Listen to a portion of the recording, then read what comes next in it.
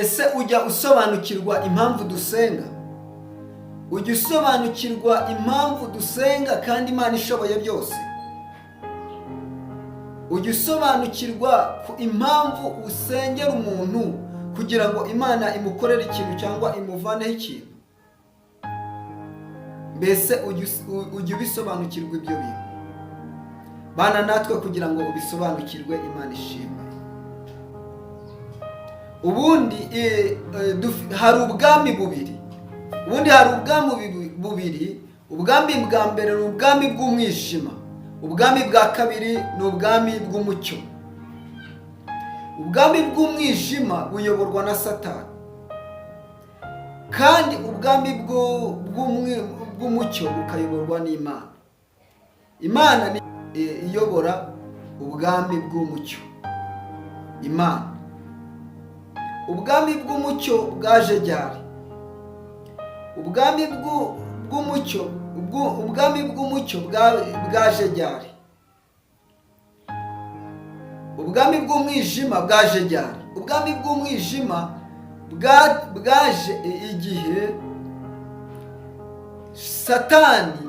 igihe Satani yatangiye kwikuza ndetse no kwishyira hejuru mu ijuru, ubwo yashakaga kugira ngo ikintu mu ijuru cyose Imana igiye gukora ngo nawe ajye abimenya.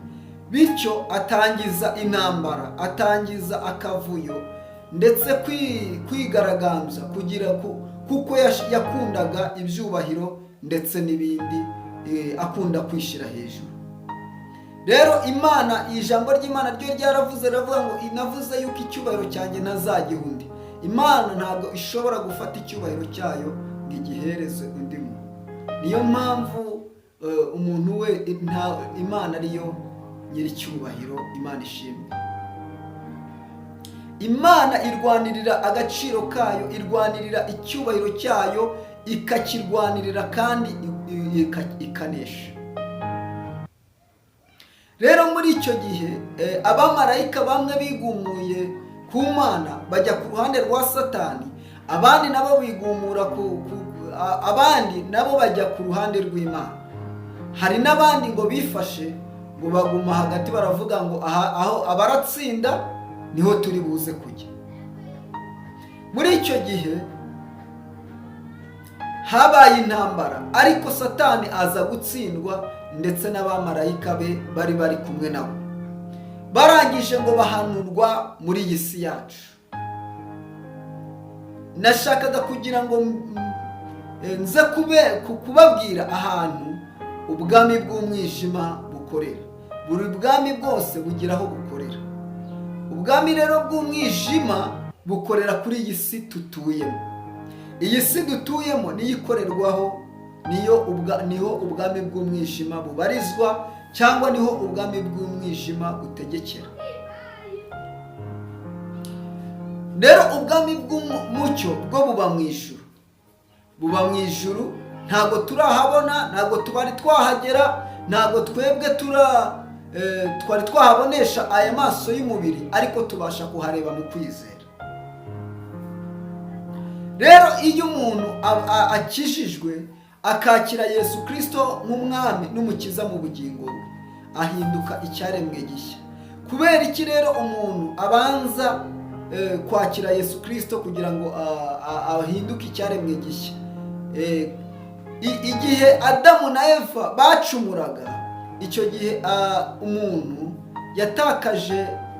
yatakaje umwimerere, maze agira icyaha, cyangwa yambara kamere y'icyaha. Yambara kamere y'icyaha. Umuntu rero avukana kamere muri we ndani y'icyaha, imusunikira gukora icyaha cyangwa imukururira gukora icyaha. Rero kuva muri icyo gihe abantu bahise batandukana n'Imana. Ntabwo abantu bongeye kubana n'Imana. Kugira ngo umuntu yongere kugira ubusabane n'Imana, muri icyo gihe habanzaga kuboneka igitambo runaka bitewe n'icyaha runaka yakoze, kugira ngo amaraso atwikire bene icyo cyaha, maze umuntu yongere kwegera Imana cyangwa kugirana ubusabane n'Imana. kubera ko guhera icyo gihe umuntu yavukanaga bene iyo kamere, bigatuma rero avuka asa nkaho adafitanye ubusabane n'Imana. Rero kugira ngo twongere kugira ubusabane n'Imana tubihererwa muri Kristo Yesu, kubera ko Kristo Yesu niwe wabaye igitambo cy'ubuzima bwacu, atumenera amaraso, cy'ubugingo bwacu atumenera amaraso, kugira ngo twongere guhuzwa n'Imana. Imana ishimwe. Rero iyo umuntu yakiriye Kristo nk'umwami n'umukiza mu bugingo bwe, icyo gihe ahinduka icyaremwe gishya. Rero ibya kera bikaba bishize. Rero bene uwo muntu ntago aba yabaye uw'ubwami bwo mu ijuru, aba yagize reka mvuge ngo ntago aba akiri uwo mu bwami bw'umwijima, ahubwo aba yabaye uwo mu bwami bwo mu ijuru. Ni ukuvuga ngo abakristo ni abantu bo mu bwami bwo mu ijuru ariko baba mu isi y'umwijima, kubera ko nababwiye ngo isi y'umwijima ikorera hano muri iyi si turimo, iyi si dutuyemo, niho ubwami bw'umwijima bukorera kandi buyobowe na Satani.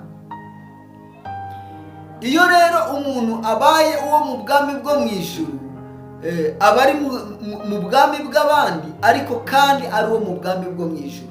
Niyo mpamvu rero aba agomba Satani amwanga ndetse akanamuhiga cyane kugira ngo amugirire nabi, kuko ni uwo mu bundi bwami bwo mu ijuru. Kandi ayo mami yombi, ubwami bw'umwijima ndetse n'ubwami bw'umucyo, ntabwo byumvikana, ntabwo bihuza. Niyo mpamvu rero kuko uba uri uwo mu bwami bwo mu ijuru, Satani aguhiga, Satani akwanga. Nawe irebe wisanze mu gihugu runaka kitumvikana n'igihugu cyawe, bizirana, ukisangamo. Urumva uko byagenda kose abanyagihugu cyangwa ubuyobozi bw'icyo gihugu ntibushobora kugukunda.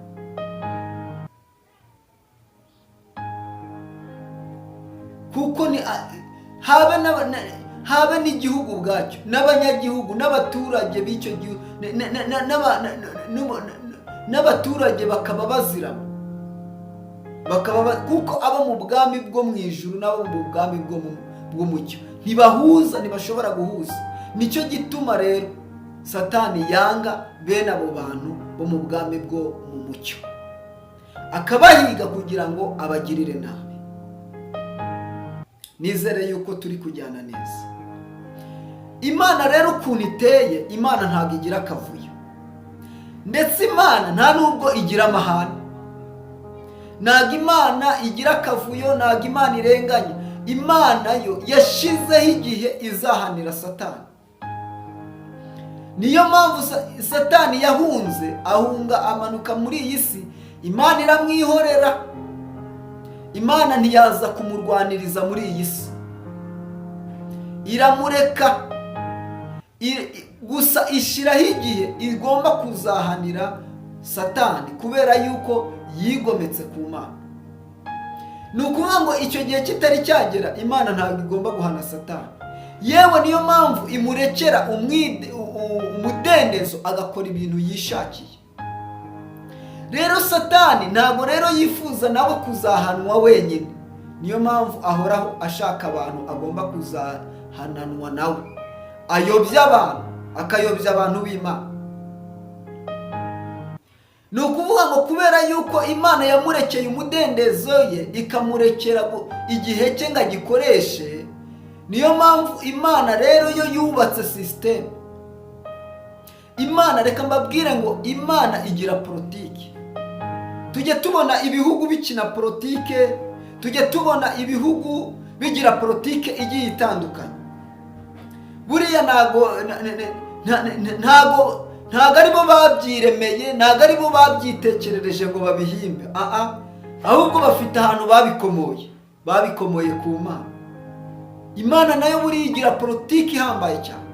Imana igira politiki ikomeye cyane.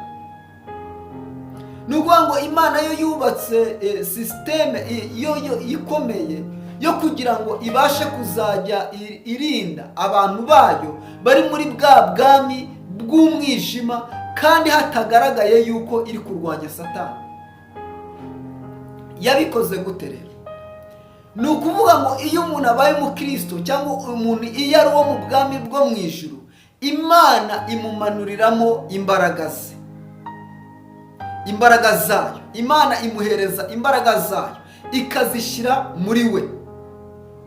Bene izo mbaraga zigira ububasha ku mbaraga za Satani, kandi zigira ububasha mbese zigira ububasha ku mbaraga za Satani. Ni ukuvuga ngo ni Imana ifata umuntu wayo ikamumanuriramo imbaraga zayo ikazimushyiramo. Izo mbaraga zigakora ryari? Zigakora igihe arimo asenga. Iyo urimo usenga, hari imbaraga z'ubumana zituruka muri weho cyangwa zisohoka muri weho zikagenda zikarwanya imbaraga zo mu bwami bw'umwijima, ndetse zikarwanya n'imbaraga zikarwanirira n'abandi batari gusenga, n'abandi badashoboye kwisengera.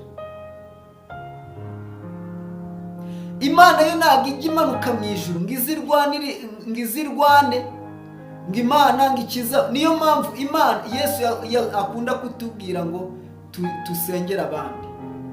Imana ikunda kudushishikariza gusengera abandi. Tujye dusengera abandi, dufashanye. Niyo mpamvu Imana ikunda kudushishikariza bene icyo kintu. Ni ukuvuga ngo umusirikare uramutse umufashe ukamuha imbunda, atarashe ntago yambunda nta kintu yamara.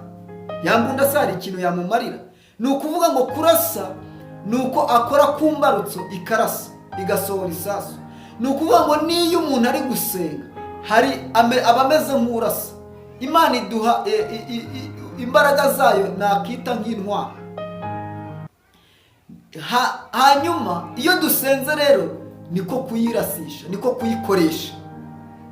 Iyo usenze isengesho ryawe rirazamuka, imbaraga z'ubumana zivuye muri iryo sengesho rigakwira hirya no hino, rikarengera abantu bagiye gukora impanuka, rikarengera abantu barwaye, rikirukana imbaraga zigiye gukoresha abantu impanuka, cyangwa imbaraga zateje abantu uburwayi za Satani, bityo imirimo y'Imana ikagenda ikoreka. Ni ukuvuga ngo ibyo bintu n'ibikorwa ntabwo ari imbaraga zawe zabikoze, ni imbaraga z'Imana. Niyo mpamvu byitirirwa Imana ko ariyo yagize gute, yabikoze, kuko n'imbaraga zayo zagize gute, zabikoze. Ariko izo mbaraga ziri muri twebwe. Niyo mpamvu gusenga ni ngombwa. Gusenga ni ngombwa. Nta kundi umukristo agomba guhangana, nta kundi watsinda Satani usibye gusenga no gusoma ijambo ry'Imana. Niho haturuka imbaraga z'ubumana.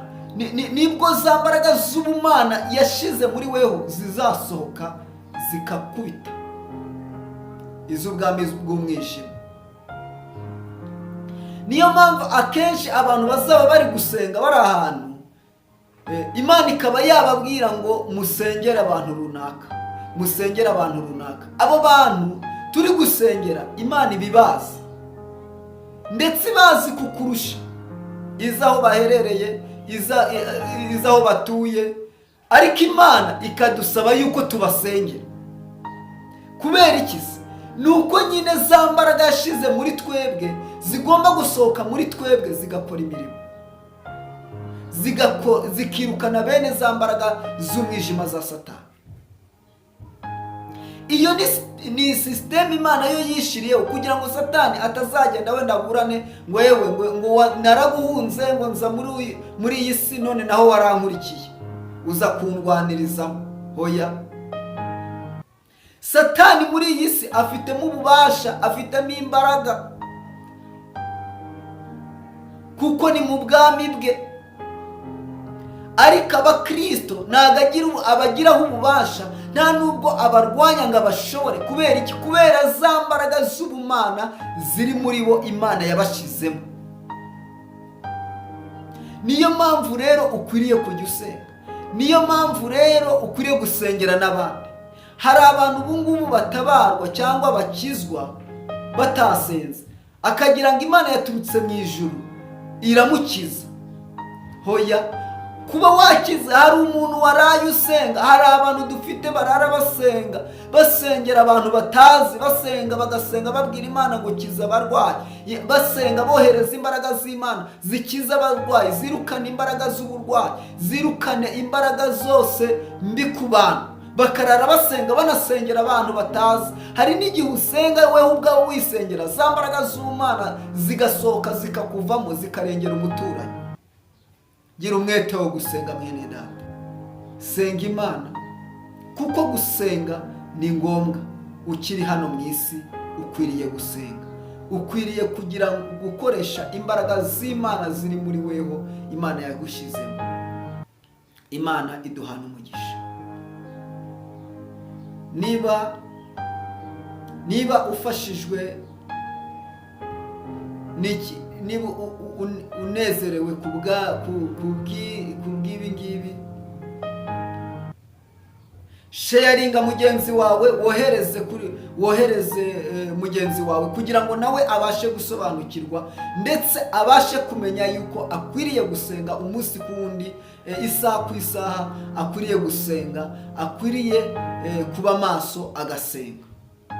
Imana iduhana umugisha, Imana itugirire neza, kandi Imana ikomeze kutwitaho twese hamwe. Imana iduhana umugisha. Gira umwete wo gusengera mugenzi wawe, gira umwete wo gufasha mugenzi wawe, yewe umufashe mu masengesho, ariko no mu bindi bikorwa umufashe. Kubera yuko iby'Imana idukorera ntabwo biva mu ijuru ngo bize hano mu isi, ahubwo iby'Imana ikora ikoresha abantu, ikoresha wewe, igukoresha usengera mugenzi wawe kugira ngo abashe gukira, abashe kubohoka, ndetse abashe kwakira imbaraga nawe.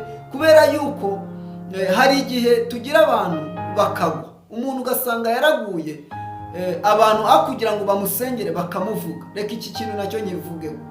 Ni ukuvuga ngo iyo umusirikare ari ku rugamba bakamufata mateka, bakamufata miri, iyo bamufashe miri, bene uyu musirikare nta kintu aba kishoboye kwikorera, nta kintu we yakishobora kugira ngo acike bene aba basirikare.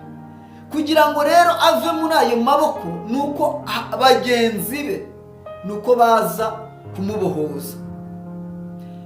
Nubona umukristo aguye, nubona hari umuntu watsinzwe akikubita hasi Satana akagwa mu maboko ya Satani, wimuvuga, ahubwo musengere. Kumubohoza ni gute? Ni ukumusengera. Nuwohereza imbaraga z'amasengesho, zizirukana za mbaraga zamufashe, zizirukana ya maboko yamufashe, bityo bimutere nawe guhaguruka, maze abashe kongera guhagarara, nawe yongera arwane. Wivuga umuntu waguye, wivuga umuntu Satani yafashe, wivuga umuntu uri mu maboko ya Satani umwishima hejuru, ahubwo gira umwete wo kumuririra ndetse no kumusengera, kuko ari ibyo Imana yifuza, ari ibyo n'Imana ishaka. Imana iduhana umugisha, kandi Imana ikugirire neza. Kora subscribe kandi unasharinge kugira ngo tujye turushaho kubana umunsi ku wundi. Imana iduhana umugisha.